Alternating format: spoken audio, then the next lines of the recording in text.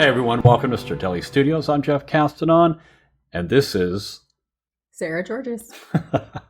and we are doing a dual reaction to a request from Brian. And actually, Brian wanted me to do this as a tribute to one of our other wonderful viewers, Richard Todd. This is going to be this is a Beethoven piece. It's called Missa Solemnis. And also, I just wanted to point out before we get started that Sarah's in a sling. She's just had shoulder surgery, so I'm trying so hard not to bump into her. So if you hear "youch" in the middle of the composition, you'll know why. But I wanted to read a little bit from Brian. He wrote, "The term headbanger is not usually associated with the music of Beethoven. However, for this particular performance of this particular piece, I think it may apply." So that really wet my whistle. I'm going to put his note in the description so you could read the rest of that, but I just thought that that was really cool. So let us get into this. It is just the audio, but you know, that never stops us from having a good time. Here we go.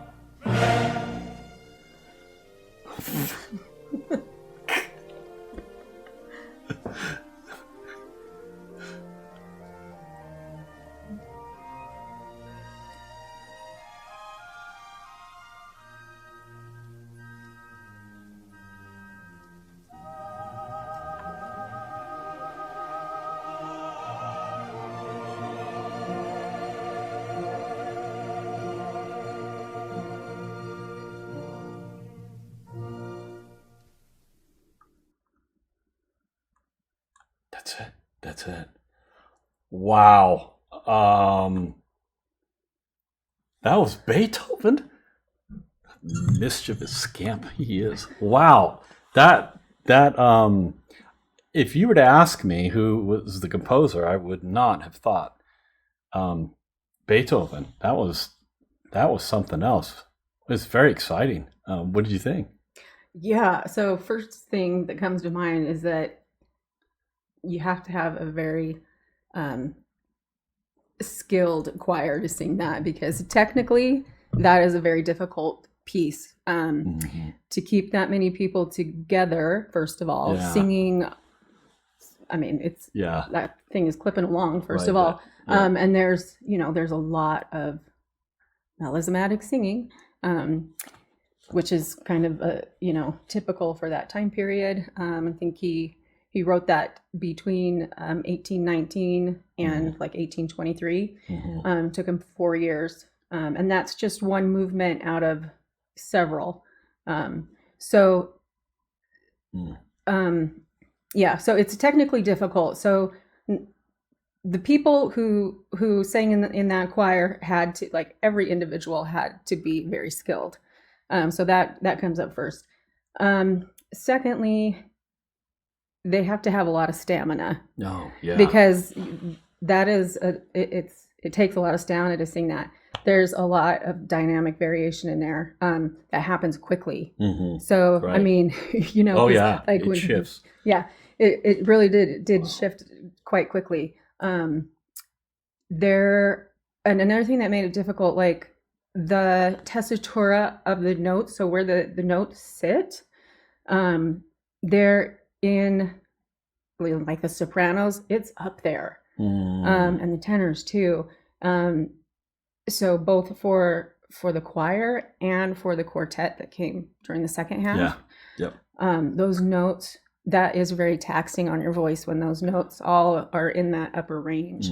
So, like the alto part, it was pretty up there for an alto part. So, and the tenors and and the bass part there, they were all really quite high. Yeah, and imagine also the amount of force they're projecting at that range too, because they're really pushing. They're pushing really hard. Like in some of this stuff, it's like full lungs, full breath singing, not pulled back, except at the end, which was beautiful. After hearing such force through most of that piece, we get to that end and it comes down a little bit more. The dynamics come down a little bit more. It's just like oozing with beauty, to finish that piece off, which is, according to Brian, so the Credo, this is the last section here, so I can see it says 3 Credo. So you're saying that there are 2 other parts to this opus, right? I want to just touch on one thing you said, that they would be pushing, just to go into vocal technique a little bit right there. Hopefully they would not be pushing, because that would not be good vocal technique to push. So they would be, singing with good technique. Well, no, but using. Yeah, I just mean, I just mean pushing a lot of air out. I mean that in order to sing louder, you have to have full lungs. You have to project, pushing sound out there. Now, I'm not talking technical. I'm just saying that to sing with volume. Yes. It takes a lot taxing. of air. Yes, it is. Exactly. It's taxing. So. Yeah. But a lot of people, singers, they get confused with that term. So I just wanted to differentiate. Got you. Yeah. Had you heard this piece before? Are you familiar with this? No, I haven't heard this one. Okay. Yeah, I was wondering if you had come across this particular opus. What's been your experience as being a member of a choir singing Beethoven's compositions? I would say, I don't know about choral, but for one thing is that he kind of wrote horn parts that were kind of more advanced than what horns were able to play at that time. Interesting. Yeah. So yeah, that's something. Yeah. Yeah, it is interesting that, mentioning horns and stuff, because as I'm listening to this and listening to the human voice singing alongside an orchestra with horns, the brassiness of the vocals, it's very similar to, what the horns are doing, because that power that is being sung with the vocals and the timbre of their voice is similar, because it sounds brassy. It sounds like a horn when they're just punching, those parts of the way they are.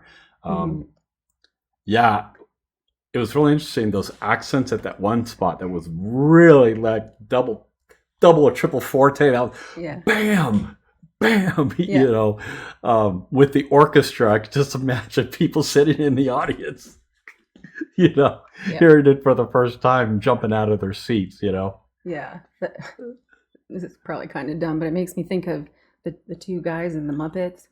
Yeah. That would be the part when they when they do that. But right. Oh my god. But going back to the horn parts, that's something that was pretty typical for Beethoven, is that he would write it so that the horns would kind of be like the voice would be kind of an extension of the horn part. Right. So, right. Maybe even filling in sonically with the voice, as reinforcement, which can be done just to reinforce the vocals with horns, because they sound similar. They could have a similar quality. So I can understand, Brian, why you said that this is kind of like Beethoven's headbanger composition, which I totally get that.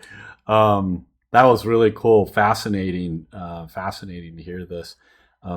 Yes, and again, Richard Todd, this one is dedicated to you, Brian. So I wanted to make sure to give you a shout out for that.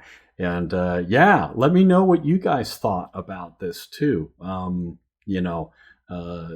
Use that comment section, and I will put a link to the original video that has this audio track. I'll put that in the description for everybody. And just want to thank Sarah again for coming over and listening to this with me and giving her expert comments, which I totally appreciate.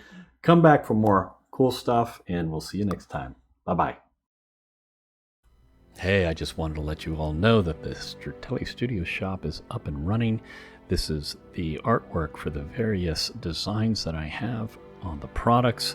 Basically, it's studios A through F. These are the graphics that I showed at the beginning of each video, and you can get these graphics on a variety of products. As you see here on the website, you have 10 products that are customizable. You can actually change the location or the size of the graphic on the product. I hope you come check it out.